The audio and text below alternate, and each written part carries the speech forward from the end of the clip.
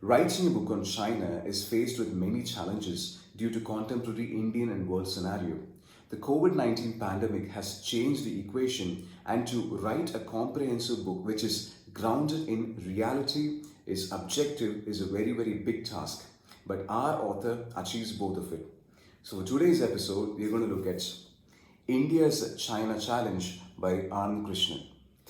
The book is part travelogue and has first-hand interviews of several people, starting from the common men to the power players at the top.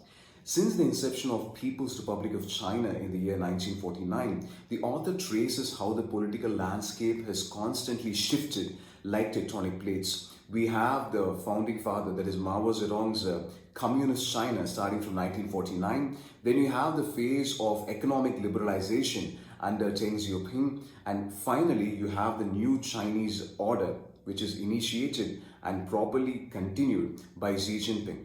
The author writes that Xi Jinping is possibly the most powerful leader after Mao Zedong. And the point is, right now China believes that its unique politico-economic system is something which is not present in many parts of the world. And it is actively promoting that this is kind of an alternate model, a Chinese model, which can really help a large number of nations in overcoming their socio-economic challenges.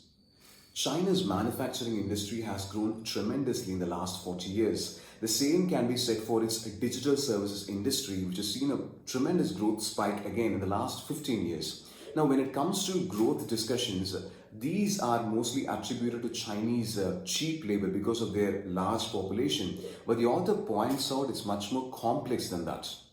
The author writes that the economic liberalization policies would not have been successful if there was not proper investment in human capital, both healthcare and education. At the same time, he says that there is this wide perceived notion that the success of China primarily relies on this centralization and this, bulldozing approach. But he points out that compared to India, there is higher level of delegation at successive local levels, and due to the presence of more and more delegation, you have individual units competing among themselves for getting the betterment. So be it provinces fighting for better investment, or be it organizations, maybe you can say 2 petroleum or 3 petroleum companies trying to get the best share, state-owned enterprises.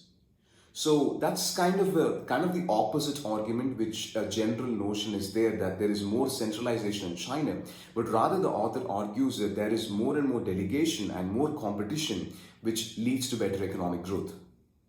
Beyond economic relations with India, which is properly captured, the author also documents the evolution of Sino-Indian relationship, especially the bitter episode of 1962. Deriving from rich literature which precedes him, the author states that based on analysis, it can be convincingly said that the 1962 war was both a military and a strategic mistake. Rather than placing the blame on one single nation, the author believes that there were cumulative mistakes which were done by both sides, which led to misunderstanding and finally the Chinese aggression in the year 1962. China's economy is 5 times larger than India. It would definitely surpass United States of America in a few years' time period. But it does not mean this growth trajectory of China is not fraught with problems. China is facing severe environmental problems, but there are fundamental problems in economics itself.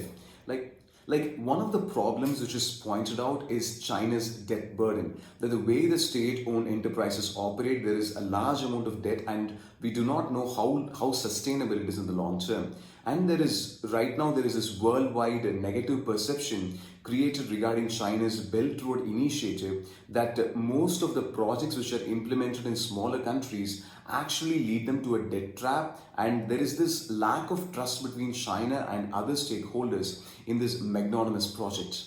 China is as diverse and even more diverse than India, considering the fact that the surface area is 3 times larger than India.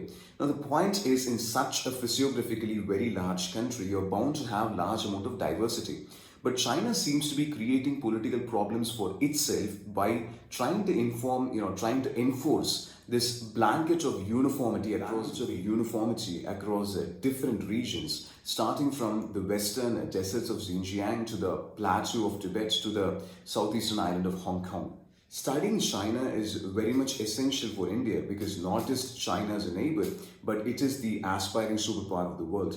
Apart from trying to counter China by learning about China, we can also learn a lot of policies, a lot of schemes, a lot of methods which China used and is using to reach towards both economic and political might. If you're an avid reader of international affairs, then this book should be there on your shelf. So that's it for today. If you like the video, do like, comment and subscribe.